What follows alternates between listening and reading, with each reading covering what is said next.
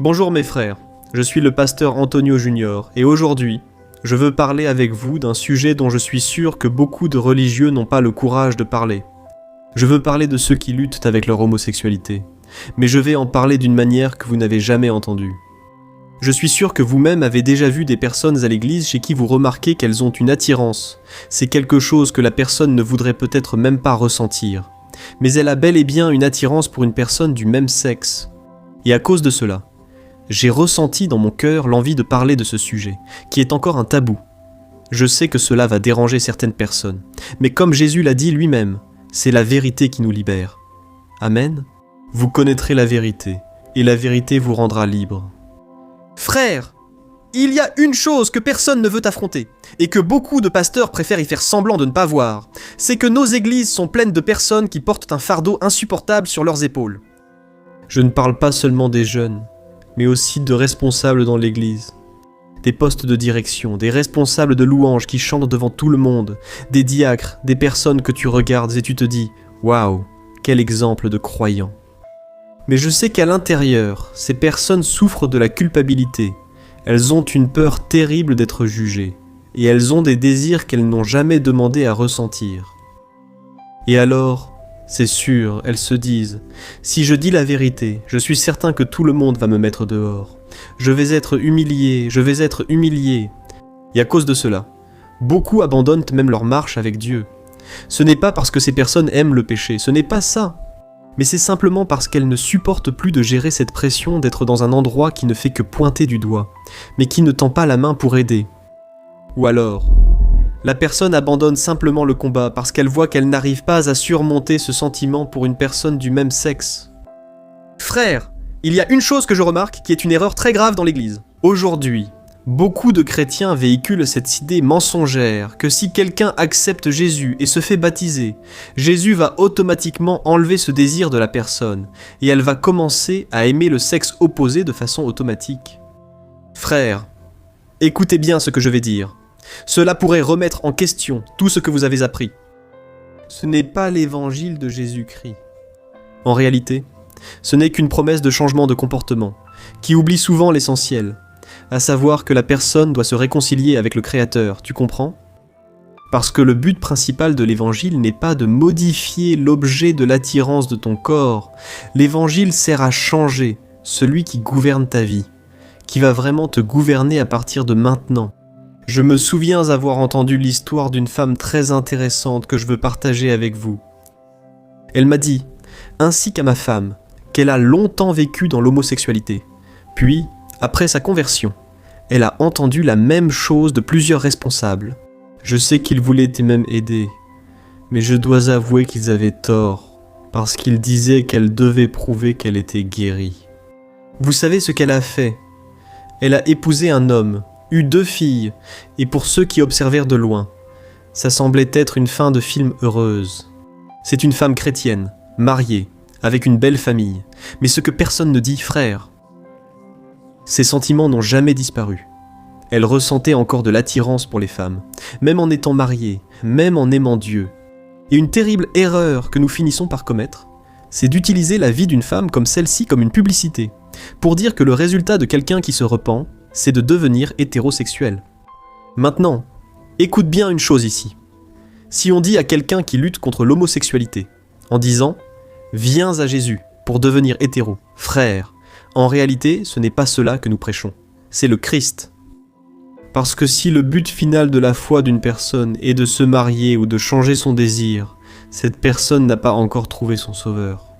Elle n'a trouvé qu'un projet de développement personnel évangélique, disons-le ainsi.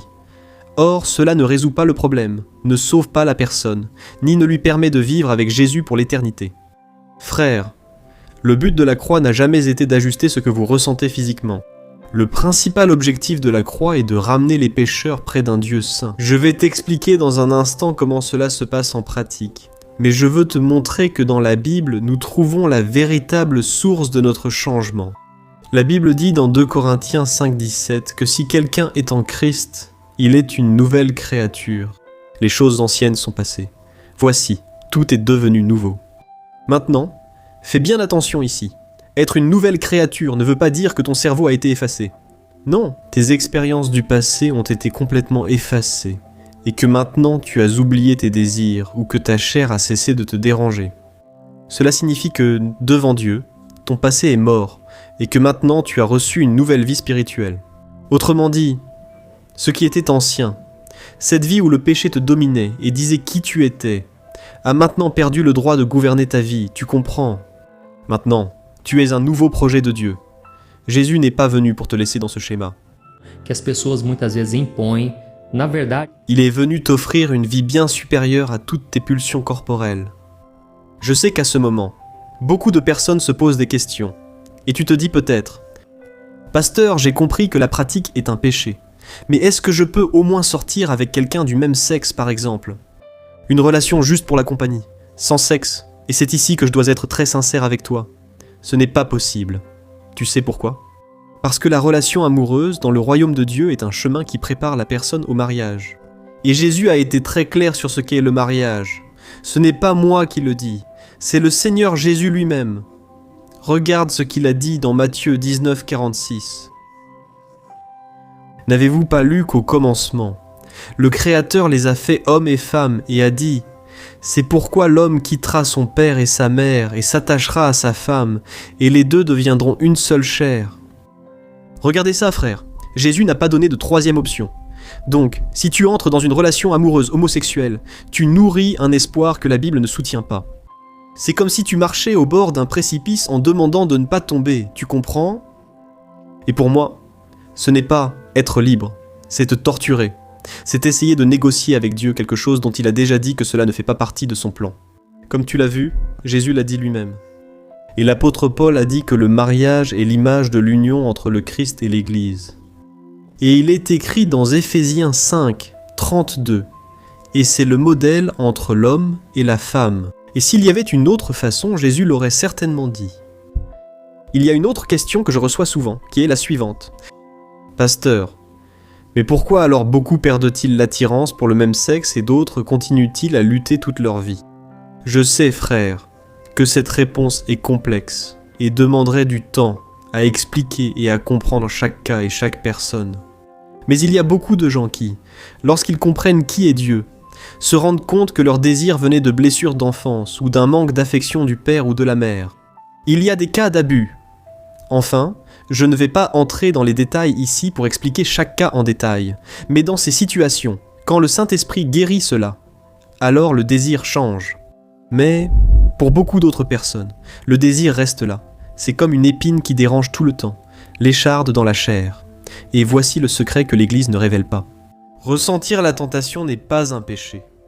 Dans Hébreux chapitre 4, verset 15, il est dit que notre grand prêtre, qui est Jésus, a été tenté en tout, de la même manière que nous, mais il n'a pas péché. Maintenant, réfléchis avec moi à une chose. Si Jésus a vraiment été tenté, et je crois qu'il l'a été, il a ressenti la pression du désir humain, essayant de le détourner du bon chemin tout le temps, mais il n'a pas cédé. Alors, si tu ressens ce désir, mais que tu choisis, par la force que le Saint-Esprit te donne, de ne pas le faire, en réalité, tu es en train d'honorer Dieu d'une manière que peu de gens comprennent, et seuls ceux qui sont spirituels vont comprendre ces choses.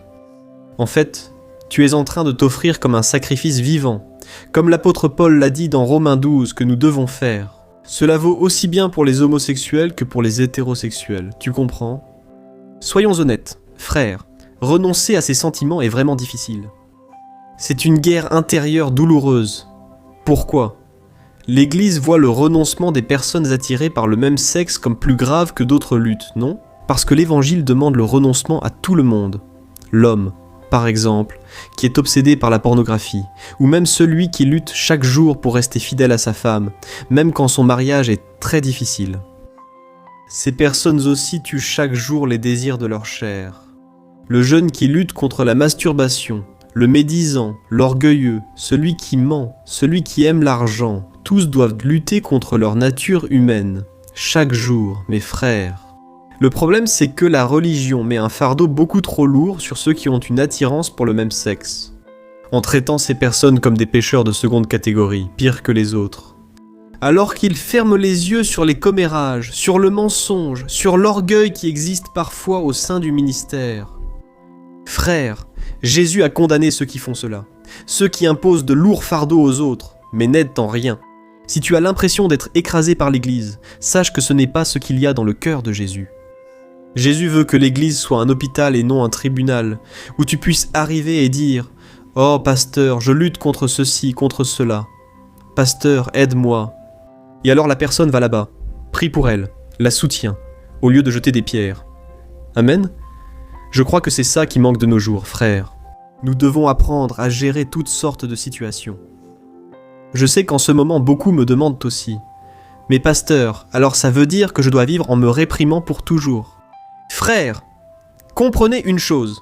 Le secret de la sainteté, ce n'est pas de se retenir par la seule force de la volonté, ni par haine. Non, frères, en réalité c'est un remplacement. Vous ne pouvez abandonner un amour que si vous en trouvez un plus grand. Regardez ce que Jésus a enseigné dans Matthieu chapitre 13 à partir du verset 45. Le royaume des cieux est aussi semblable à un marchand qui cherche de belles perles, et lorsqu'il en trouve une de grand prix, il va, vend tout ce qu'il possède et l'achète. Amen. Frère, cette perle, c'est Jésus-Christ. Alors la sainteté, pour celui qui ressent encore du désir pour les personnes du même sexe, c'est de comprendre que Jésus vaut bien plus que toute autre chose. Donc, tu choisis de ne pas céder à ce désir charnel. Pas parce que tu te caches, mais parce que tu as trouvé quelque chose de tellement précieux en Jésus, qu'aucun plaisir momentané ne vaut plus la peine que d'avoir une amitié avec le Saint-Esprit. Frère, la paix de l'esprit vaut plus qu'une nuit de plaisir. L'éternité vaut bien plus qu'une vie entière à suivre les désirs de notre chair. Et il est très important que je te dise une chose ici. Tu n'es pas défini par ta sexualité. Le monde veut que tu te définisses par ce que tu ressens. Mais l'Évangile dit que tu es défini par celui qui t'a racheté. Regarde ce qu'il est dit dans Romains 8. Celui qui est dominé par la chair ne peut pas plaire à Dieu. Mais vous n'êtes pas dominé par la chair mais par l'Esprit, si du moins l'Esprit de Dieu habite en vous. Amen? Amen? Alors, frères, voici la clé de tout. Vous n'avez pas besoin de vivre esclave de ce que vous ressentez. Et si nous faisons tout ce dont nous avons envie, nous finissons par nous détruire nous-mêmes. Et c'est pour cela que la Bible dit que celui qui pratique le péché, qui vit selon la chair, récolte la destruction. Mais celui qui vit par l'Esprit marche dans la sainteté. Cette personne récolte la vie éternelle, elle récolte des fruits bénis. Et c'est pour cela que la Bible nous dit de vivre par la foi. Autrement dit, tu crois en ce que Dieu dit, tu es prêt à faire ce qu'il faut. Et alors, même si ton corps continue de crier le contraire, tu n'es plus dominé par ton corps, par ta chair, puisque le Saint-Esprit habite en toi. Et cela veut dire que tes sentiments peuvent faire du bruit, peuvent crier, mais ils ne donnent plus les ordres chez toi parce que maintenant, c'est le Saint-Esprit qui gouverne. Ta volonté appartient à Jésus. Alléluia, tu comprends jusque-là? Alors, je veux maintenant parler à toi qui te caches derrière une fonction à l'église, ou à toi qui as arrêté d'aller au culte parce que tu ne supportais plus les regards de jugement. Écoute bien une chose, Jésus est mort pour toi justement parce qu'il savait que tu ne pourrais pas y arriver tout seul. Personne ne naît prêt pour le ciel, frère. Nous sommes tous nés dans le péché. Et le péché de l'homosexualité n'est pas plus grand que le péché du mensonge, par exemple. Le péché de l'orgueil devant un Dieu qui est totalement pur. Nous avons tous besoin de la même grâce. Alors, mon conseil pour toi est le suivant. Arrête d'essayer de te changer avant de venir. C'est comme essayer de se laver avant d'entrer sous la douche. Ça n'a aucun sens, n'est-ce pas? Viens à Dieu tel que tu es, avec ta douleur, avec toute ta confusion, avec tes désirs, et laisse-le être ton Seigneur. Laisse le Saint-Esprit te purifier petit à petit, et tout, en son temps, arrivera, pas selon la mesure des hommes, pas selon les attentes des gens. Frère, l'Église doit être un lieu de guérison, où quelqu'un puisse confesser ses luttes, sans avoir peur d'être expulsé, mais aussi sans être trompé par un faux évangile qui dit qu'il n'y a pas de problème à pratiquer le péché. L'amour de Dieu, frère, est si grand qu'il nous accepte tels que nous sommes, mais il est si puissant qu'il ne nous laisse pas rester les mêmes. Il veut te donner une vie nouvelle, une nouvelle façon de penser. Si tu t'es repenti, crois maintenant que tu es une nouvelle créature. Est-ce que cela veut dire que tes sentiments ont changé? Peut-être pas aujourd'hui, mais cela veut dire que ton maître a changé, celui qui gouverne ta vie.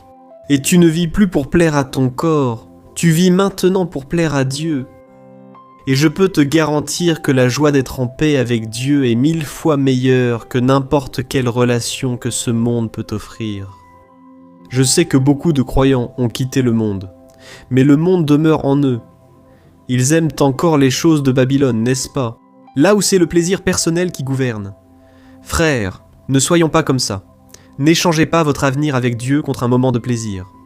Je sais que la sainteté fait mal à la chair et fait très mal. Chacun de nous sait où se trouve cette écharpe dans la chair, mais je crois que la grâce de Dieu est suffisante et que la puissance de Dieu s'accomplit justement dans notre faiblesse. Amen. Gloire à Dieu. Je veux conclure cette vidéo par un avertissement. Notre vie, frères, passe trop vite. On ne sait pas si on sera là demain. Jésus revient, et ce jour-là, la question ne sera pas celle-ci. Quel désir as-tu ressenti sur la terre? Non, la question sera: est-ce que j'ai été le Seigneur de ta vie? As-tu obéi à ma parole? As-tu fait ma volonté? Parce que la Bible dit que les désirs de la chair, l'orgueil de la vie, la convoitise des yeux, tout cela passe. Mais celui qui fait la volonté du Seigneur demeurera pour toujours. Alléluia. Si ce message t'a ouvert les yeux, s'il t'a donné au moins un peu plus de clarté ou t'a appris à regarder avec plus d'amour, pour ceux qui luttent contre cela, je veux que tu laisses ici ton commentaire, en bas, laisse ton témoignage. Nous devons montrer que le peuple de Dieu ne vit pas selon les volontés humaines, ni selon les sentiments. Nous vivons selon des promesses qui sont fidèles et véritables. Amen. Je suis le pasteur Antonio Junior et maintenant je te demande de partager cette vidéo. Je sais que ce ne sera une pique pour personne, c'est simplement pour que tu transmettes la connaissance. Cela peut aider beaucoup de gens bien sûr, mais si ce que j'ai dit ici aujourd'hui t'a déjà aidé, alors ça en valait déjà la peine. Je vais aussi laisser ici à l'écran 2 vidéos, choisis-en une à regarder et je t'attends dans la prochaine vidéo. Que Dieu te bénisse puissamment. Je t'embrasse bien fort.